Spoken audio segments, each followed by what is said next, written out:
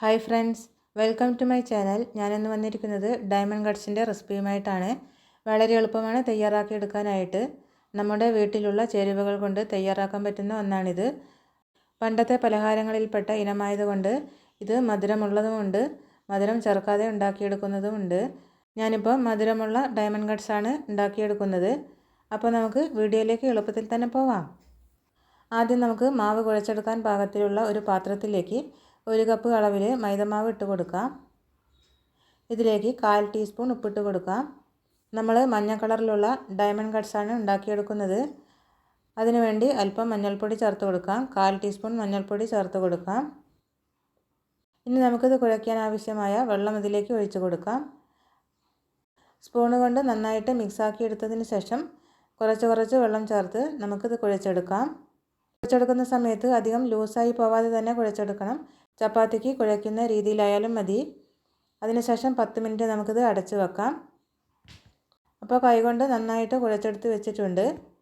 നമ്മൾ ഈ കുഴച്ചെടുത്ത മാവ് പരത്തിയെടുക്കുന്ന സമയത്ത് അല്പം മൈദമാവ് തൂവി കൊടുത്തതിന് ശേഷം വേണം പരത്തിയെടുക്കേണ്ടത്.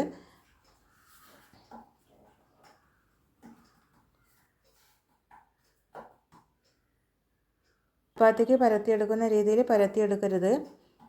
വളരെ നേരിയ രീതിയിൽ തന്നെ പരത്തിയെടുക്കണം. എന്നാൽ വളരെ നേരിയത് ആവാനും പാടില്ല. അപ്പോൾ നമ്മൾ കുഴച്ചെടുത്ത മാവ് 3 പീസായിട്ട് കട്ട് ചെയ്തെടുത്തിട്ടുണ്ട്. അതൊരു പീസാണ് ഇപ്പം പരത്തിയെടുത്തിരിക്കുന്നത്. നന്നായിട്ട് പരത്തിയെടുത്തിട്ടുണ്ട്. ഇനി നമുക്കിത് കട്ട് ചെയ്തെടുക്കാം. ആദ്യം ഏതെങ്കിലും ഒരറ്റത്ത് നിന്ന് വരഞ്ഞു കൊടുക്കാം. അപ്പോൾ ഒരു കത്തി കൊണ്ട് വരഞ്ഞു കൊടുക്കാം. വരഞ്ഞു കൊടുക്കുന്ന സമയത്ത് ഒരേ വലുപ്പത്തിൽ തന്നെ വരഞ്ഞു കൊടുക്കണം.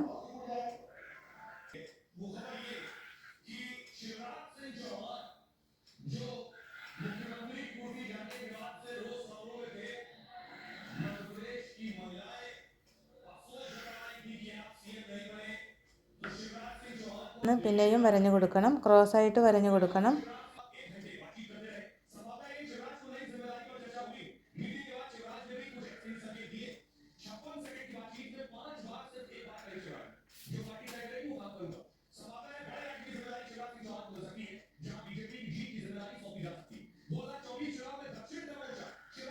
ഇതുപോലെ വരഞ്ഞു കൊടുത്തതിന് ശേഷം ഓരോന്നും എടുത്ത് ഓരോ ഡയമണ്ട്സും എടുത്ത് പാത്രത്തിലേക്ക് വെക്കാം. മൈദമാവ് തൂവിയതിന് ശേഷം വേണം ഓരോ ഡയമണ്ട്സും പാത്രത്തിലേക്ക് എടുത്ത് വെക്കേണ്ടത്.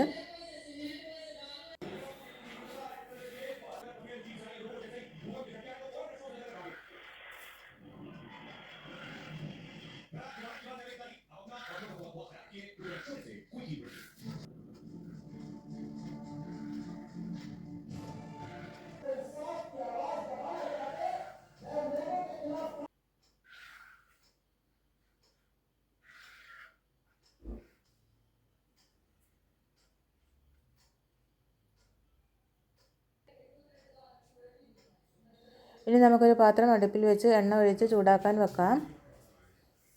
എണ്ണ എടുക്കുമ്പോൾ വെളിച്ചെണ്ണയോ അതല്ലെങ്കിൽ ഏതെങ്കിലും റിഫൈൻഡ് ഓയിലോ എടുത്താലും മതിയാവും.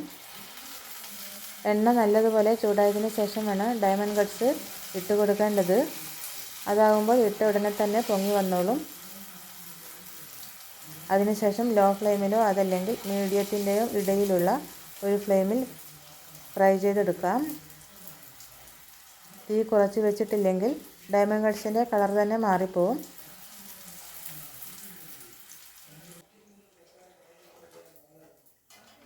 അപ്പോൾ നമുക്കിത് തിരിച്ചു മറിച്ചിട്ട് ഫ്രൈ ചെയ്തെടുക്കാം.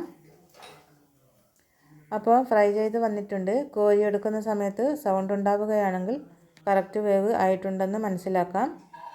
അപ്പോൾ നമുക്ക് കോരി പാത്രത്തിലേക്ക് വെക്കാം.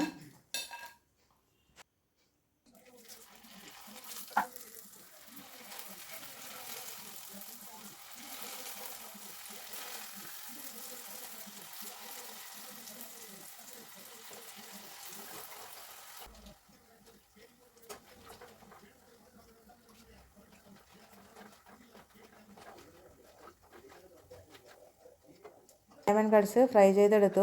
ഇനി നമുക്ക് ഈ ഡയമണ്ട് കട്ട്സിനെ മധുരമുള്ളതാക്കാൻ വേണ്ടി ഒരു പാത്രത്തിലേക്ക് 1/2 കപ്പ് പഞ്ചസാര ഇട്ട് കൊടുക്കാം. അതേ അളവിൽ തന്നെ 1/2 കപ്പ് വെള്ളം ഒഴിച്ചു കൊടുക്കാം. ഇതിൻ്റെ കൂടെ 1/2 ടീസ്പൂൺ അളവിൽ ഏലക്കാപ്പൊടി ചേർത്ത് കൊടുക്കാം. അതിനുശേഷം മിക്സാക്കി കൊടുക്കാം.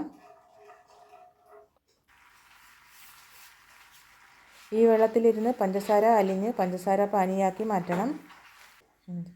ഈ പഞ്ചസാര പാനി ഒറ്റനൂൽ പരുവത്തിലാക്കി മാറ്റണം. ഒന്ന് തൊട്ട് നോക്കുമ്പോൾ നൂല് പോലെ വലിയുന്നത് കാണാം. അത് കഴിഞ്ഞ് തീ ലോ ഫ്ലെയിമിൽ വെച്ചതിന് ശേഷം ഒന്നുകൂടി പഞ്ചസാര പാനിയുടെ കളർ മാറി വരാൻ തുടങ്ങും. ഒരു വെള്ള കളറിൽ പത പോലെ പൊങ്ങി വരുന്നത് കാണാം. ആ സമയത്ത് നമുക്ക് വറുത്ത് വെച്ചിരിക്കുന്ന ഡയമണ്ട് കട്ട്സ് ഇട്ട് കൊടുക്കാം. തീ ലോ ഫ്ലെയിമിൽ വെച്ചതിന് ശേഷം മിക്സാക്കി കൊടുക്കേണ്ടത്. 2 മിനിറ്റ് നേരം നന്നായിട്ട് മിക്സാക്കി കൊടുത്തതിന് ശേഷം തീ ഓഫ് ചെയ്ത് കൊടുക്കണം. അതിനുശേഷം മെല്ലെ ഇളക്കി കൊടുത്താൽ മതിയാവും.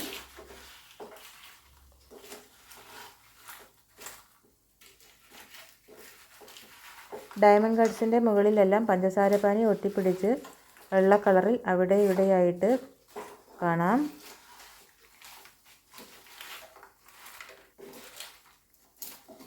അതിനുശേഷം വേറെ ഒരു പാത്രത്തിലേക്ക് മാറ്റി കൊടുക്കാം. ഇതിൻ്റെ ചൂട് കുറഞ്ഞു വരുന്ന സമയത്ത് നമുക്ക് എയർ ടൈറ്റ് ആയിട്ടുള്ള കണ്ടെയ്നറിൽ സൂക്ഷിച്ചു വെക്കാവുന്നതാണ്.